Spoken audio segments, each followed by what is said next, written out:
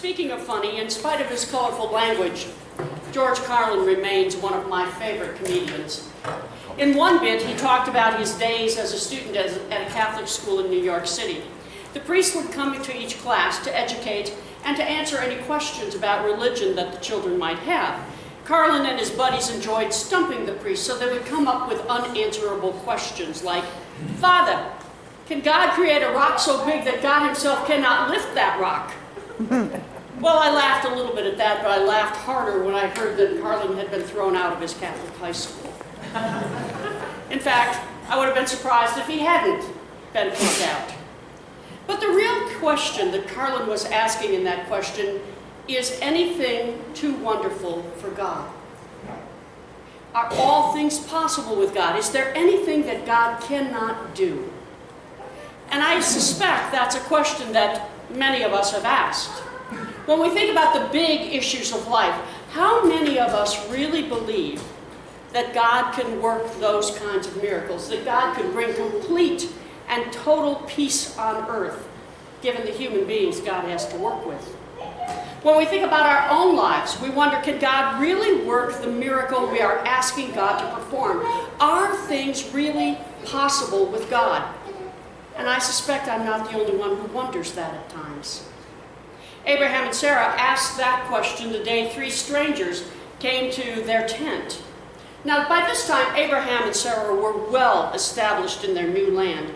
They were the patriarch and matriarch of a very large tribe, and they had been successful in this new land beyond their wildest dreams. They were rich, they were powerful, they had everything they wanted except a child who would be an heir, a child who would inherit their name and their legacy, a child who could keep the covenant that God had made with them. The lack of an heir between any husband and wife was considered to be a tragedy, but in this case, it was considered by everyone in the tribe to be a huge, huge, major tragedy. And then one day, three strangers appeared outside their tent. Abraham immediately swung into action, offering the kind of hospitality given in the Middle East: good food, a place to stay, and guaranteed safety for your guests as long as they stayed with you. While those three were resting and eating, Abraham stood nearby to meet any of their needs. One of them spoke up to say that he would be back next year, and by that time, Sarah would have a son. Now, Sarah, who was listening at the entrance to the tent, couldn't help herself. She burst out laughing. She was well beyond childbearing years, and Abraham, well, he was older than she was. And while they had both desperately wanted a child, it was not to be. So Sarah laughed, partly because the idea of having a child now seemed, well, just silly. And she laughed because the one who spoke seemed to have authority, and even the slightest, even a glimmer of a possibility of having a child filled her with irrepressible delight. So she laughed. The one who declared Sarah would have a child within the year spoke again to say, he was the Lord. Why did Sarah laugh? Did she not believe all things were possible with God?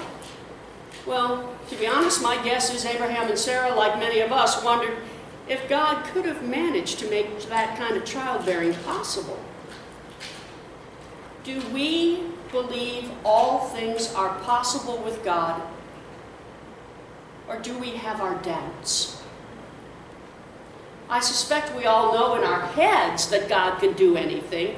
The theory in itself is great. God, the Almighty, the all-knowing, the all-loving God, can do anything God wants to do. But when it comes down to our own circumstances, our own lives, I suspect we regularly question God's ability to get the job done. Can God actually bring peace between feuding family members? Can God actually work a miracle and cure our child or our spouse? If anything is possible for God, why isn't God doing the impossible all the time? How does God pick and choose? Well, some would say that God works miracles to accomplish God's plan for creation. Abraham and Sarah needed a baby to carry on the covenant, so when they could not have a child, God made sure that Abraham and Sarah had a child to carry on the covenant. They were unable to conceive a child, so God created a miracle baby so the covenant could continue. Perhaps, some believe, God works miracles to advance God's own plan. Others say that God works miracles when we, the faithful, do God's work. That if we Christians would choose to do our job and feed the hungry, clothe the naked, commit acts of justice, commit acts of kindness, and walk humbly with God, well, the kingdom would be here today. For those, miracles occur when Christians actually choose to do the work God has given to us. Still, others say that God has given us the miracle of modern medicine that offers cures for diseases that used to be terminal. God has given us the knowledge to perform fertility treatments, to heal the lame. God has given us the ability to give sight to the blind and to help the lame to walk, to help those who are deaf to hear again. Perhaps God works miracles through us, through scientific discovery. And still others say that God works miracles in arbitrary and unpredictable ways. God can do anything God wants to do, and we simply have not figured out how to motivate God to do what we want God to do. Now, any and all of these ideas could be true. I personally believe that all things are possible with God, but I also believe we human beings have to allow God to be God.